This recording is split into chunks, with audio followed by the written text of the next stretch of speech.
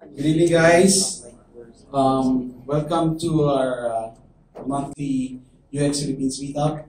I'm Ellie. For those who don't know me yet, I'm Ellie. Today we are have three topics tonight. We'll have having a topic on fundamentals of design because we discovered that it apparently is a needed topic that needed to be discussed. And then Nico, actually Rocky will be talking about the fundamentals of design. And then Nico, who was here earlier, he will be talking about specific design tools. And then after that, we'll have someone from CXD, Globe CXD, talk about research in their work. Right. So without further ado, let's welcome Rocky.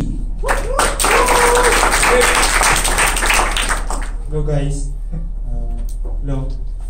Medyo bira ako mag-talk ngayon kasi ako yung tipong designer na lagi sa likod ng camera. So ngayon, pero maybe I cannot escape the reality that I need to talk to share my knowledge. So I'm going to talk the design fundamentals. So before, Ellie and Jelvin, we went to the event of junior form and function class. And we found out that some students, some designers lack of design fundamentals. That we need that to improve our design decision. So Ellie and I am thinking to have a design fundamentals. So basically, I'm going to discuss some design basics, some design fundamentals that will help the designer to come up with a better decision from their day-to-day activities. So, sa mga hindi nakakaya sa akin, ako si Rocky Gonzalez, design. Medyo maraming title, so design nilagay ko. But I do logo design. I do packaging design. I do illustration, digital artworks, visual design, iPad, mobile, watch. And I do product design. So, puro design. I just stopped from the development 5 years ago. But I do front-end before. So, I'm focused na do sa mga design area. So, these are my clients. Nung nag-focus na ako sa freelancing. So, luckily, this brand trusts me to design their brand. Usually, mga ginagawa ko sa kanila, mga admin tool, mga CRM, mga sales tool. So, more ganun. Tapos, yung iba, consumer site. So, consumer site ng digital worker, ng worker, malapit rin ang makita. Okay. So, I'm going to start the design fundamentals. Visual hierarchy. Visual hierarchy, dito pumapasok yung Gestalt principle. So what is Gestalt principle? Gestalt principle is suggests that the people or the brains perceive an object into an organized or as a whole. So parang may mga multiple visual elements, tapos yung brain natin ginugroup siya sa isang container or isang organized object. Yun yung Gestalt principle. Medyo malalim yung topic na to, marami kasing factor, maraming elements, maraming underlying na pumapasok sa Gestalt principle. Pero i-discuss lang natin yung mga basics, yung mga kailangan natin matutunan as visual designer. So, visual hierarchy. So, visual hierarchy. Sa visual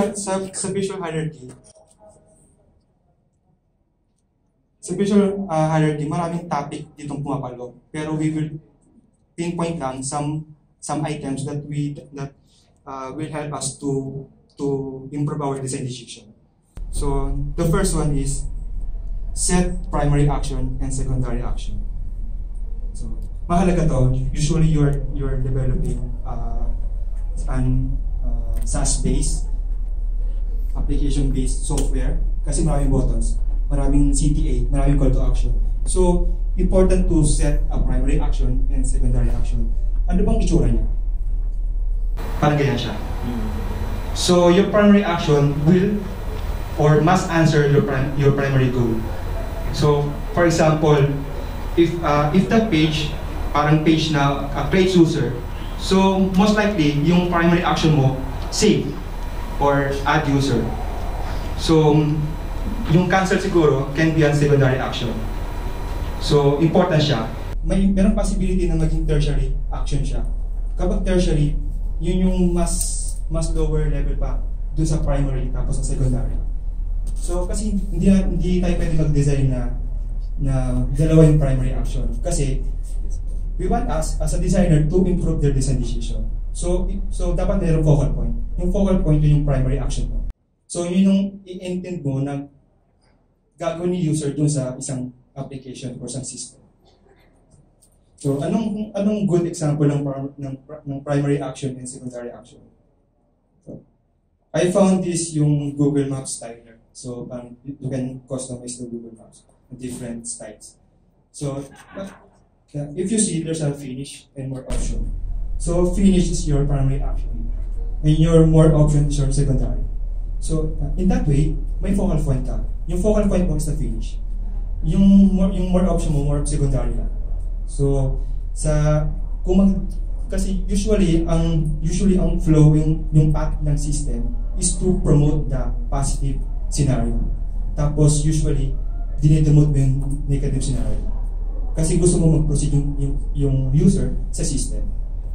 Pero di ba hindi maganda example to kasi finish mo na sa baba.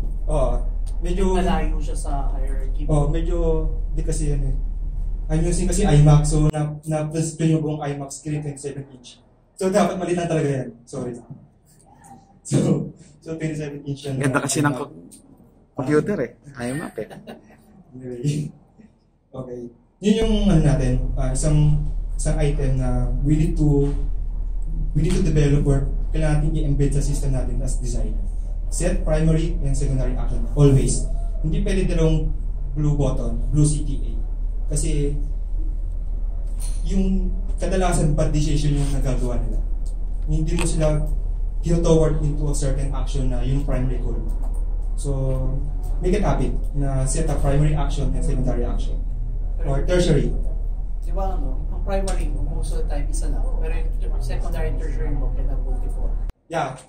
Your primary can be single. Your secondary can be a multiple. So, pwedeng for example, your sa e-commerce, buy now is your primary. Your secondary, learn more, info, comparison, rate, yun yung mga secondary mo. Yun yung mga CTE mo, applicable action mo. So, on that way, yung user, bibili siya. Kasi, ang focal point mo yung buy now. Hindi yung learn more. Kasi, as a business, gusto mo bumili ang user sa e-commerce. So, kapag puro learn more yung naka-focal point, puro discovery lang mangyayari dun sa process. So, parang setting lang o foreground, background. Parang gano'n. Foreground mo yung primary mo. So, kapag kasi sa hierarchy, if you look at it, may layer kasi siya. So, the bottom which is more visible is the most clickable. So, for example, finish, blue button. And the more options is a link. So, mas malaking area ng primary mo. Pero di ba kasama rin sa hierarchies yung flow? Yeah. Yung flow, action flow. Yeah. Hindi pa natin siya i-cover more static lang. More some page lang. Ito lang yung principle. Pero tama si Alvin. Pero kasi yun, may action flow ka, diba? You adjust, then you select, bago ka dapat mag-finish it. Kasi regardless if your first action is your finish action, then if you didn't do anything naman sa taas, then there's no point to actually do finish. Yes. Okay, let's proceed. The next is the visual contrast. Why visual? But visual contrast. Hindi ako nagkamali. May effect yan. Hindi lang kita. Magic! Ayan ang presentation. Joke. May effect yan. Ulitin natin na. Joke lang. visual contrast, napaka-important dito sa design. Wag kayo, ang contrast is not about colors. Contrast can be a typography, can be a shape, size, anything that will distinguish a certain element from the other elements. Yun yung contrast. So like photography, if you're doing photography, ano yung contrast? So high contrast, low contrast, mas visible, mas kita mo. Merong white, merong clear na distinction ng white and black. Parang ganun siya. So important ito, some designers lack of this knowledge. Akala nila okay na yung contrast, yung super light gray, parang okay na sa kanila. Merong tamang timpla ng gray, may tamang timpla ng mga kulay na kailangan natin isipin. So, eto yung kanina yung Google Map. Google Map has the good example of visual contrast. Kita yung mga places. Clear. Medyo hindi lang kita sa presentation kasi bulag yung maputi yung projector. Pero sa laptop okay naman siya. Ito ko natin laptop. In designing a system using a monochrome or black and white, we have to use all the scale of black and white. Gamitin natin yun, parang ginawa nila dito. We have to use the darkest black and the whitest white. Kapag yung system natin, product natin, is monochrome or black and white. Intelligent, yung parang merong dark gray, may light gray, may white, may black. So, on that way, may layer pa rin siya. So, parang be careful. Kapag may mga product tayo, may mga website, consumer-facing app, na ang team niya black and white, we have to use all the scale from the black and white. So, hindi lang black and white kasi black and white yun. So, medyo monochrome. Okay, the next is size.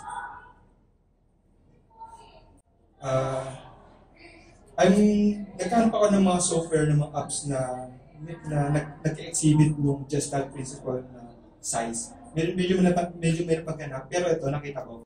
Napansin ko kasi siya, malaki yung shape ng games, indie games, shape. Tapos maliit yung shape sa baba.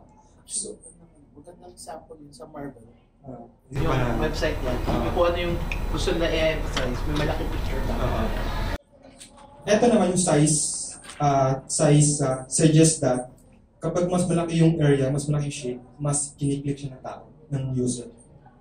So, simple lang yung meaning niya.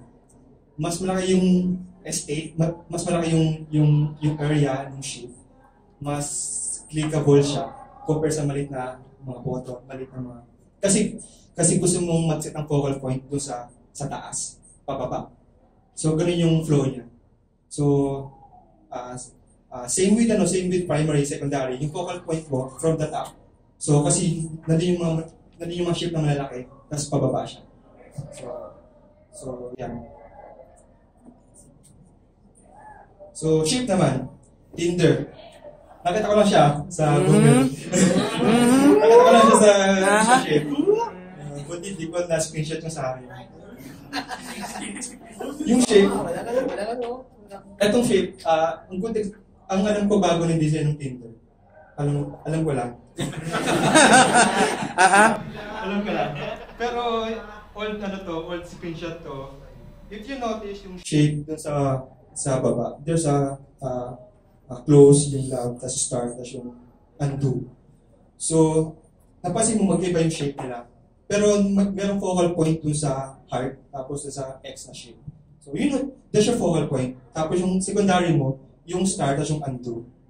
So, yan. Etong isipin yung sa contrast. Anything na may mga changes or may babago kayo in terms of size, color, dimension, nag-create siya ng contrast. Ang contrast hindi lang sa color. Yung focal point ko dyan is yung buttons or yung picture? Kasi yung CTA mo ngayon, ang focus muna natin yung sa baba. Ito kasi CTA mo ngayon. Pero focal point mo yung focal point mo yung banner kasi yun yung i-swipe mo. Pero yung topic kasi natin shape. Pero ito papasok to sa size and shape. Kasi may mga app na uses combination of Gestalt principle. Hindi lang size. Ang shape ang pasok sa size and shape. So, kasi hirap maganda ng example eh. So shape yung nakita ko dito sa baba. Pero tama ka, yung focal point mo sa taas. Kasi by definition, kapag mas malaking area, mas malaking box, yun yung mas nakita ni user. Okay, the next is the intensity, yung pagbabago sa color. Yan. So, if you introduce a new color, a new shade of color, na malakas yung intensity, it creates a contrast. So, yun ang example. So, simple lang yung mga definition niya. Ayokong medyo complicated yung mga jargon na terms sa Gestalt. Kasi nung kami, we are studying Gestalt. 3 months yung training namin. So, ganyan kakapal yung book na binabasa namin. Parang isang ruler na book about usability na nakafocus sa human-computer interaction. So, for now, basics lang ng Well, actually, usability. yung book about this stuff is more than like it's a psychological book. Yung sa amin, summary pa yun. Summary ng usability. So, nakakadugo ng utak. So, the next is visual grouping. Visual grouping also falls under Gestalt principle. Yan. Kanina, di ba, magkahiwalay. Kala natin magkahiwalay yung visual at yung grouping. So, visual grouping. Yung kanina diniscuss ko, size, shape, intensity, gagamitin mo siya as attributes do sa mga terms na mababanggit ko. Medyo marami kayong nababasa na article about Gestalt. Medyo nakakalito yun. Nakakalito yung mga binibigyan ng example. Pero under Gestalt, ito talaga yung mga terms na nagpo-fall under Gestalt. Tapos yung mga size, color, mga attributes, mga properties lang yun.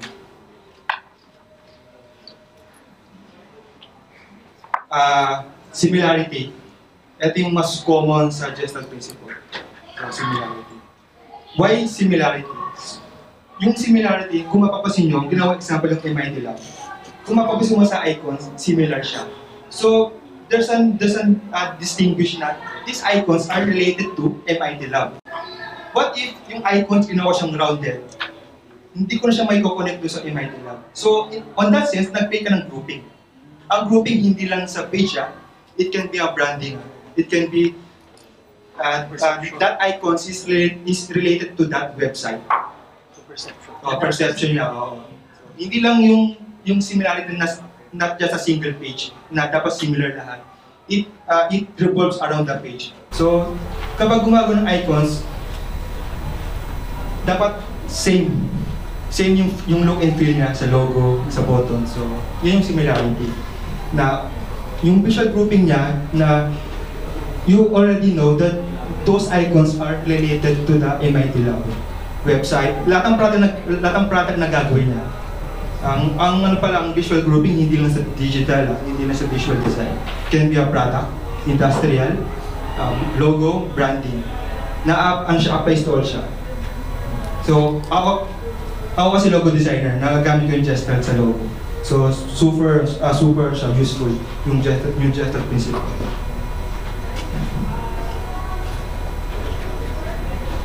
The next is proximity.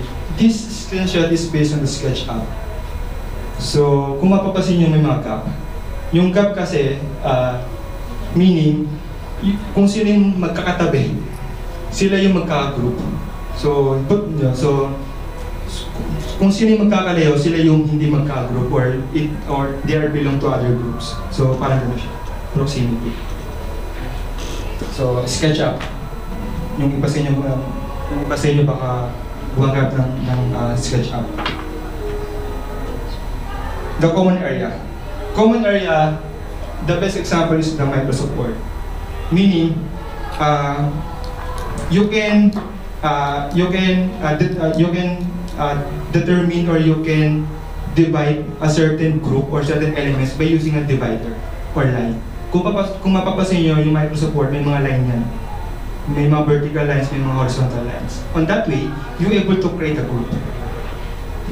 Kasi kung walang group, parang nasa isang ano siya, na isang container siya, na isang category siya. So ngayon, magkakatabi yung mga copy-paste, yung mga pang-formatting, common area. The next is the connectedness, meaning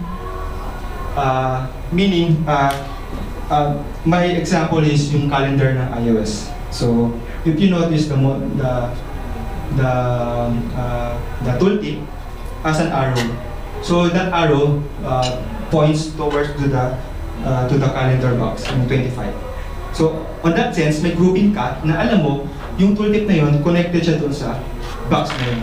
Without arrow, wala kang context na saan siya naka-connect. Kaya siya connectedness. So may grouping ka. Another example of grouping is the header menu. So kapag nag-over ka, may lalabas ng mga drop down. So yun yung good example ng connectedness. That you're able to detect or distinguish those elements are in the same group. Okay. Ilang minutes na? Medyo marami kasi to, so nag-discuss ang mga super basics, pero sobrang dami ng properties ni Gestalt. So kaya kasi medyo limit yung time, baka mabitin tayo. Baka kasi there's an usability about icon, there's an usability about font, there's an usability about everything. So right now we are focusing on the visual grouping, visual contrast. So may mga bonus ako na tips na sa mga visual designer na pwedeng nyo gawin. How can I say that I'm able to achieve a visual grouping? You can use grids sa sketch. So you can determine the spaces in between. Pero may mga designer na nahihirapan mag-visual grouping. Ang technique na tinuturo ko sa mga students, sa mga elementor ko, na isip mo yung image mo as JPEG, tapos i-blur mo. Kapag yung image, may mga clear gap in between, successful ka, you're able to create a visual grouping. Yun yung sa mga technique na sa mga designer na hirapan visual grouping. Kasi may mga tansyahan eh. Kung hindi mo matansya using the 8-point grid or kung anong grid na gamit mo, medyo parang doubt ka pa. So, dapat kasi may clear gap. Kapag walang clear gap yung blurred image mo, meaning wala ka pa doon sa state na may visual grouping ka. Kasi bakit ka mo? Sometimes people see form as shape. Kunyari, isang malaking form. Pero kapag ang tao, kapag yung people, na-check niya yung form, ang nasa isip niya parang malaking rectangle siya. Ganun mag-process yung brain natin, hindi per visual elements. Doon kaya siya visual grouping. So I think yung sinasabi mo is basically na if you can actually perceive the individual, a person can actually perceive the individual elements, then you've succeeded. Tama? Yes, yun. Yun yung mga techniques ko. So, yan, tinuturo lang sa mga usability class. So, yung pang-blur ng image. So, alam kong medyo another step, pero malaking tulong siya sa mga nahihirapan magtuman siya nung wala pang eye for detail. So, blur ng image na. And another bonus na tip. May mga designer na sa akin nag-i-inquire, nagtatanong na paano malalaman na what if sharp corner or rounded corner yung pipiliin ko sa mga buttons, sa mga UI, mga text box. Ang pinaka-key na kailangan mong tingnan yung logo. If your logo has sharp corner, most likely your UI elements has sharp corner too. Yun, mas mabilis na technique yun. So, on that sense, mayroong harmony. Nag-uusap yung brand tapos yung visual elements mo. Kaya minsan mas okay na yung designer, brand designer din siya. Or siya yung gumawa lahat ng design, from the branding up to visual design. Kasi mas alam niya yung ganung principle, mas alam niya paano gawin or atake.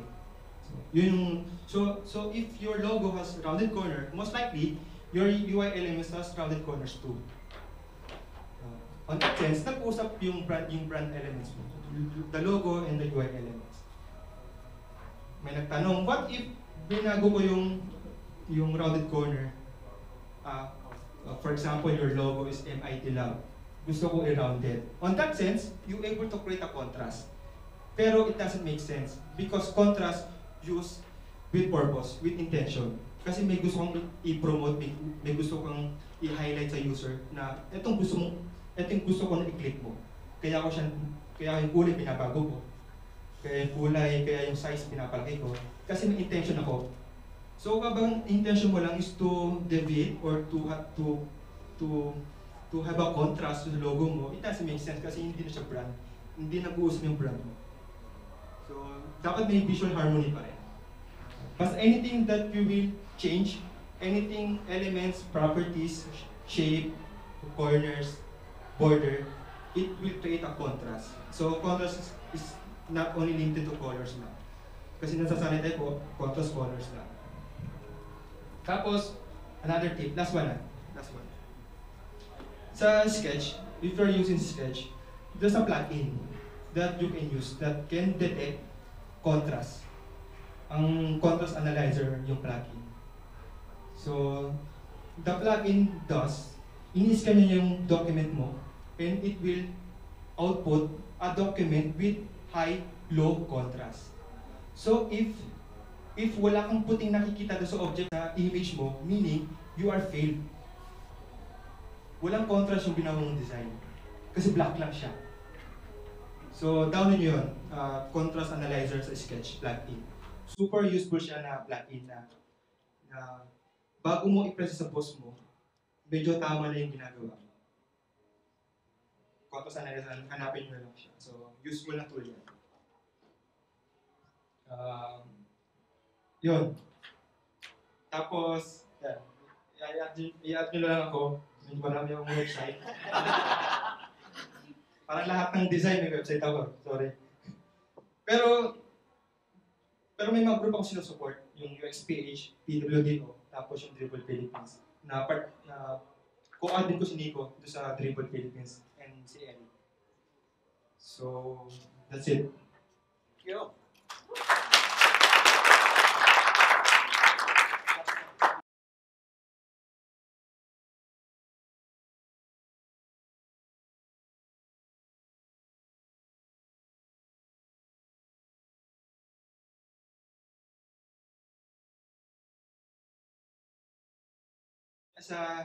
Sa image mo, meaning you are failed. Walang contrast yung ginawa mong design. Kasi black lang siya. So, download nyo yun. Contrast Analyzer sa Sketch plugin.